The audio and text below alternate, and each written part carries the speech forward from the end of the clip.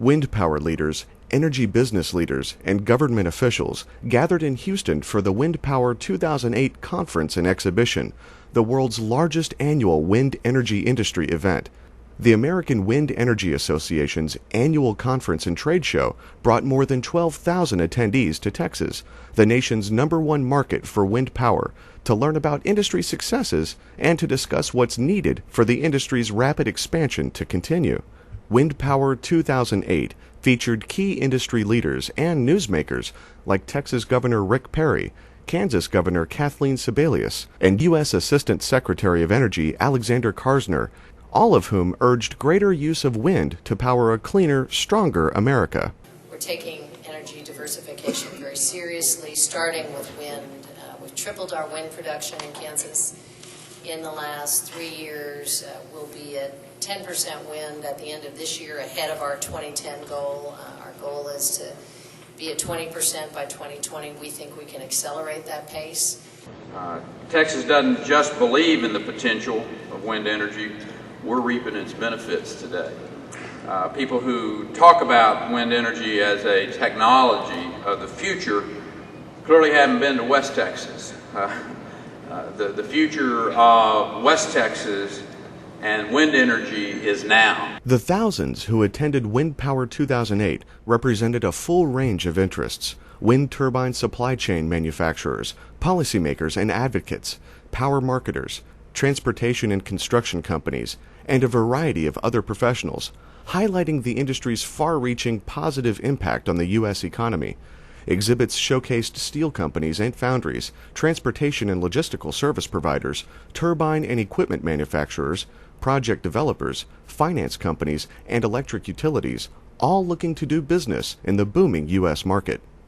This industry is ready to grow to 20% of our electricity supply by 2030. The fantastic growth between just this conference and the last conference, almost doubling, is evidence of that.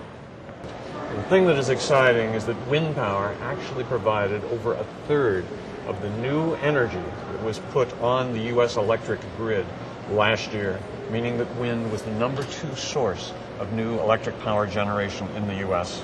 The technical and economic feasibility of 20% wind that came out in our recent report a few weeks ago, it was a collaboration between the wind industry, AWEA, our National Renewable Energy Laboratory, and the results of it were impressive enough that the administration of the Department of Energy put its seal on it and embraced it.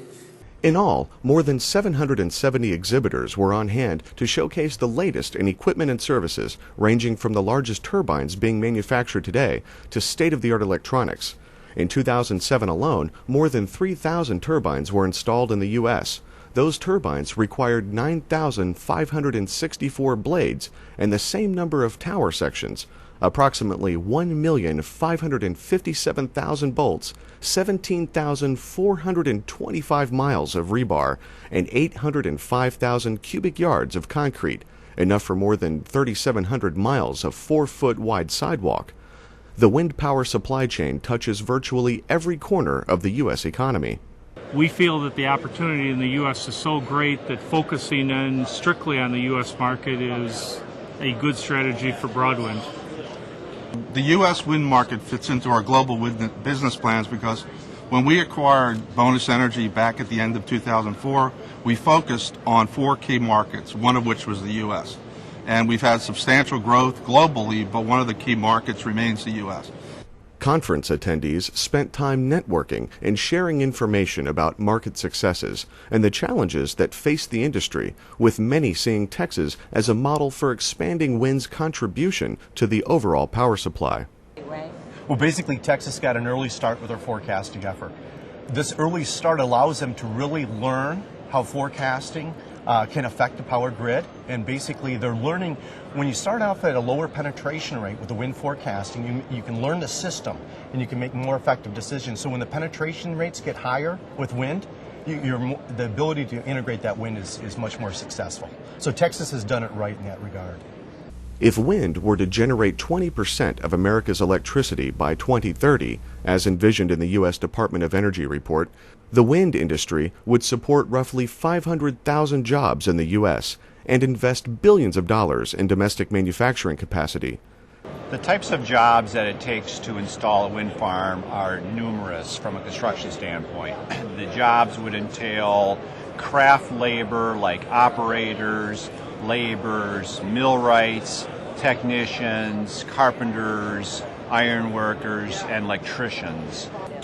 Well, our revenue has grown dramatically over the last few years.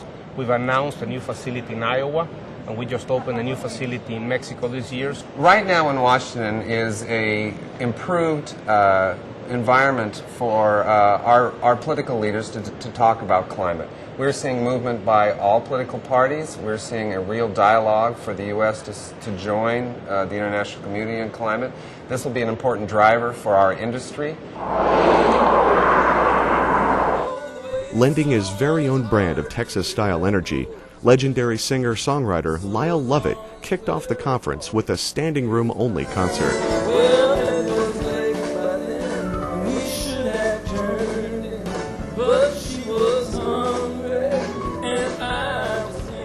The excitement about the U.S. wind industry that we see on display here in Houston this week is really, it reflects a vision of the future, a vision of wind providing as much as 20% of the nation's electricity by the year 2030.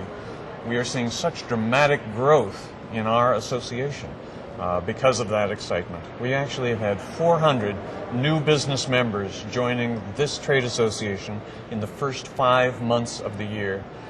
In 2001, this organization had only 200 business members, so it's very dramatic growth and very exciting, and it says something about the direction the world is going.